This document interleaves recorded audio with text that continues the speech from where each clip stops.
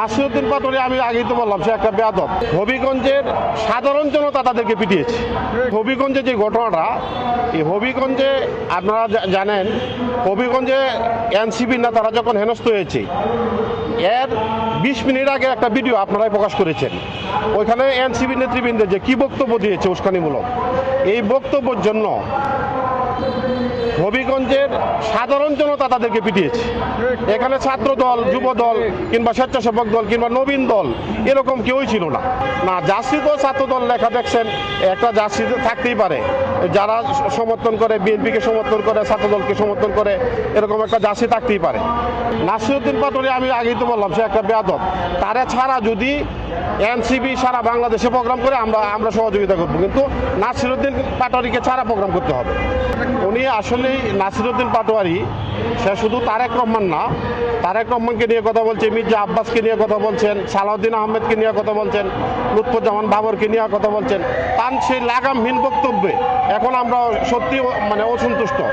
আমাদের শরীরে রক্ত টকবক করে, কিন্তু আমাদের কিছু আমাদের হাইকমান্ডের নির্দেশের কারণে আমরা এটা প্রতিহত করতে পারতেছি না। হাইকমান্ড যদি আমাদেরকে নির্দেশ দেয় তাহলে আমরা নাসিরউদ্দিন পাটোয়ারিকে প্রতিহত করতে সময় লাগবে না।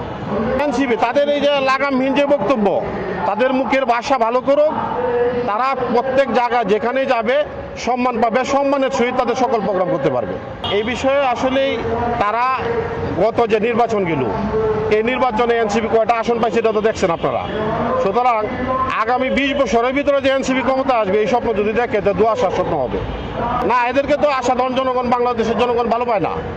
জুলাইতে তারা আন্দোলন করেছে, জুলাইতে তাদের আন্দোলনের সাথে আমরা বিএনপি আন্দোলন করেছি, আমার সংগঠন আন্দোলন করেছে, কিন্তু আন্দোলন করার পরে এখন তাদের যে লাগামহীন বক্তব্য, কুরুচিপূর্ণ বক্তব্যের কারণে এখন দেশের জনগণ তাদেরকে পছন্দ করে না।